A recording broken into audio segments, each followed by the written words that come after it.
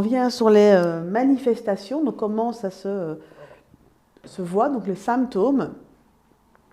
Je vous les présente de manière générale et puis évidemment, je vais revenir sur chacun des éléments en détail. De nouveau, comme tantôt, je vous invite à me laisser vos commentaires dans le chat, de mettre vos questions, vos observations, vos illustrations si vous le souhaitez. Elles sont les bienvenues, que ce soit sur les personnes borderline ou que ce soit ce qu'on a vu avant la pause sur la bipolarité. Premier élément, l'instabilité émotionnelle. Donc, c'est des personnes qui vont d'un moment à l'autre, sans raison apparente, pouvoir switcher dans leur état émotionnel. Madame s'habille, prête à partir au restaurant avec monsieur, elle est super contente, ça fait quelques jours qu'ils en parlent, et à un moment, clac, elle le sent plus, ça va mal se passer, ça va pas aller, on ne sait pas la rationaliser là-dessus, elle évite de ne pas y aller et tout tombe à l'eau. Donc vraiment une forte instabilité émotionnelle qui est au-delà de ce qu'on a vu tantôt sur les deux phases. Des comportements qui sont impulsifs, ce qui veut dire qu'on n'a pas le temps d'insérer dans les comportements des moments de soupape pour prendre conscience. On est vraiment dans quelque chose qui... L'émotion est là, le comportement y est associé. Et ces comportements impulsifs sont des comportements autodestructeurs. Donc des gens qui vont se faire du mal ou qui vont faire du mal aux autres. Généralement, c'est retourné sur soi.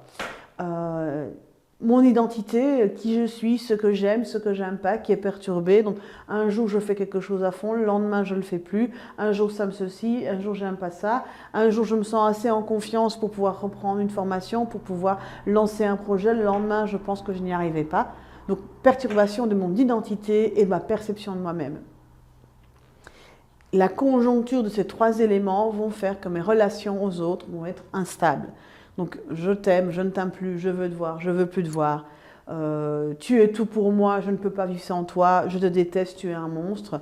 Vous vous doutez bien que cette variabilité-là rend les relations interpersonnelles très très compliquées à se maintenir dans le temps.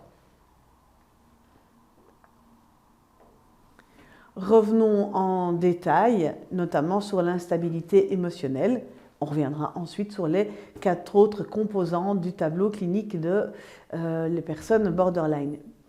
Premier élément qui est central, c'est cette instabilité émotionnelle dont je vous ai parlé, qui est dévastateur sur la qualité de vie de la personne parce que ça va influencer son quotidien, mener quelque chose à moyen ou court terme en étant si instable, c'est compliqué, que ce soit un projet sur l'intérieur, sur mener une rénovation dans sa maison, que ce soit sur mettre de l'argent de côté ou penser des vacances, que ce soit sur alors des choses comme un régime ou une décision d'arrêter de fumer. Vous voyez bien que quand on est dans des yo-yo émotionnels tels que ceux-là, la stabilité c'est compliqué. Dans les relations, nous en avons parlé, et simplement dans le fait de se sentir bien, dans le fait de se sentir exister, dans le fait de compter pour l'autre, de se sentir aimé, puisque tout est remis en question tout le temps, on n'a en fait pas de stabilité dans nos émotions. Donc les changements d'humeur, je vous l'ai dit, sont rapides et extrêmes. Donc ils peuvent changer plusieurs fois sur la même journée et les événements qui les amènent à changer peuvent être complètement dérisoires, voire mineurs. Et il peut aussi ne pas avoir de déclenchement apparent. Donc on est vraiment dans quelque chose, même si on est dans l'instabilité comme la bipolarité, qui est radicalement différent de ce que je vous ai expliqué tantôt, puisqu'on passe de bonheur à tristesse, à frustration, à joie, à peur, dans l'instant et de façon intense. Et donc là, je le redis, c'est vraiment un critère essentiel de cette pathologie et c'est vraiment dévastateur. Donc ce n'est pas juste des petites variations.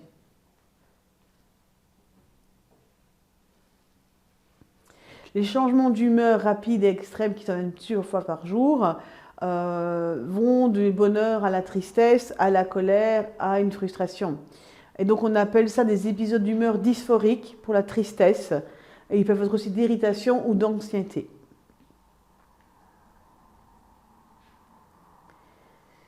Ils peuvent être associés aussi à un sentiment chronique de vide intérieur. Donc je me sens seule, je me sens que je ne suis personne, je ne vois pas le sens ou le but de ce que je veux faire. Donc c'est plus fort que la dépression dont on parlait tantôt, parce que la dépression, il y a un ressenti, là c'est le vide, quoi. Et donc évidemment, ça peut conduire les personnes à avoir des comportements qui sont tout à fait délétères pour elles-mêmes, parce que ce sentiment de vide, il est il est horrible à vivre, il est comme une plaie énorme, comme un trou. Et donc c'est vraiment très très dur au niveau du ressenti. J'essaie de penser à ce que me verbalisent les personnes.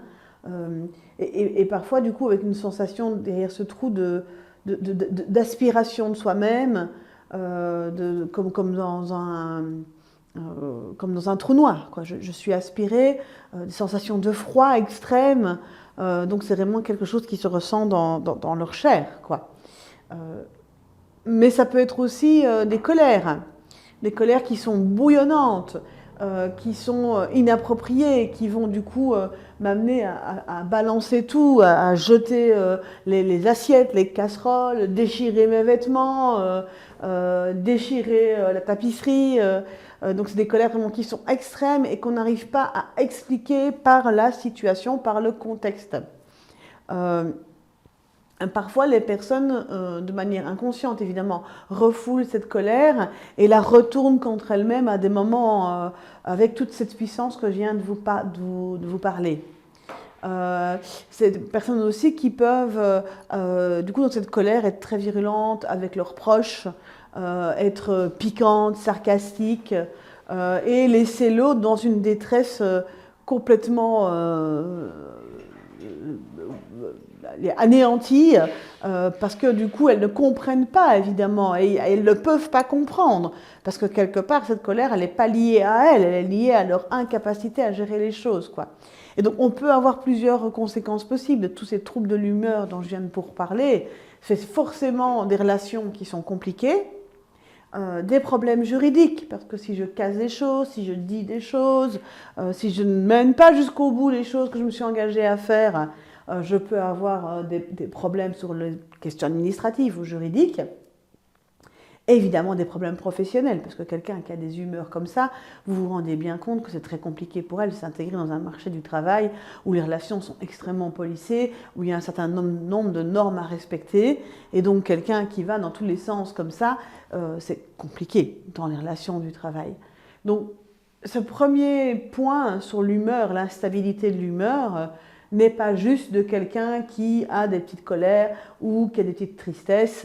Non, on est bien dans quelque chose de plus profond, dans quelque chose qui est non contextualisé, qui est non rationalisé, qui est très intense et qui donc a des conséquences très concrètes dans mes relations. Et donc le fait que mes relations ne soient pas stables, ça vient renforcer les autres éléments dont je vais vous parler tantôt. Et ça peut avoir des conséquences très importantes sur des plans juridiques ou professionnels. Et ce qui va amener aussi un sentiment de ne pas être bien avec soi. Autre élément très fréquent, et que moi je rencontre dans toutes les personnes que j'accompagne, c'est ces fameux comportements impulsifs et autodestructeurs, et qui sont extrêmement violents à vivre, évidemment pour la personne, mais aussi pour les proches qui ne comprennent pas toujours. Et je vous rappelle que les comportements, les antécédents familiaux de traumatisme, c'est dans l'enfance, donc quand on est sur quelqu'un d'adulte, et ceci se manifeste à l'âge adulte, voir quelqu'un qui se fait du mal alors qu'on est investi dans cette relation et que c'est lié à quelque chose de l'enfance, qui parfois n'est pas dit, n'est pas nommé, c'est complètement déroutant. Et donc cette impulsivité que la personne a dans ses comportements, ils sont vraiment dans deux types de choses, soit des comportements suicidaires qui sont récurrents, ou de l'automutilation. Et j'ai envie de dire et ou de l'automutilation.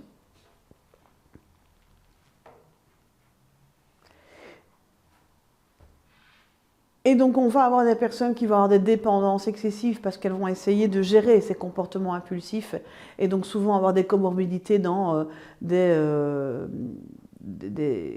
substances qui vont anesthésier ça, mais aussi des personnes qui vont se mettre en danger dans des dépenses excessives, dans des risques sexuels, des substances, j'en ai parlé, des conduites imprudentes, des boulimies. Donc on a vraiment des grosses comorbidités, j'y reviendrai après, sur les comportements à risque. Et donc l'envie est présente et l'envie est presque dévorante pour ces comportements compulsifs chez la personne. cette impulsivité, elle en connaît la nuisance, elle en connaît la dangerosité, donc elle est consciente, mais il y a une force interne qui la pousse. Et donc on va être sur des cycles de je fais ces comportements impulsifs et puis je m'en veux, j'ai honte, je suis pas bien. Et le manque de contrôle vient conforter le comportement impulsif, évidemment. Donc il y a vraiment une envie soit de s'anesthésier, soit que ça s'arrête, soit de se faire du mal, parce que la souffrance est trop importante en fait. Comme je vous l'ai dit, il y a un risque de comportement suicidaire. Donc là, avant, on a des conduites à risque qui sont une forme de comportement suicidaire. Ici, il y a vraiment le comportement suicidaire en tant que tel, la mise en danger, donc soit juste par des pensées, soit vraiment par des tentatives. Et donc, le décès par suicide vient chez 8 à 10% des personnes qui sont avec des troubles borderline. Donc, c'est vraiment essentiel de prendre ces comportements très au sérieux et dès que les pensées sont là, d'avoir une assistance médicale parce que le risque de passage à l'acte est extrêmement présent. L'automutilation est très très présente chez les personnes qui sont borderline. Donc elles se font du mal, elles se coupent, elles se brûlent, elles se frappent. Et de nouveau, c'est une manière pour elles de dévier ou d'éteindre les choses qui sont insupportables pour elles. Les sentiments qui sont trop intenses, elles les gèrent de cette manière-là. C'est une manière de réguler, une tentative, un bricolage psychique, si vous voulez, que les personnes font pour essayer d'être moins dans cette intensité émotionnelle.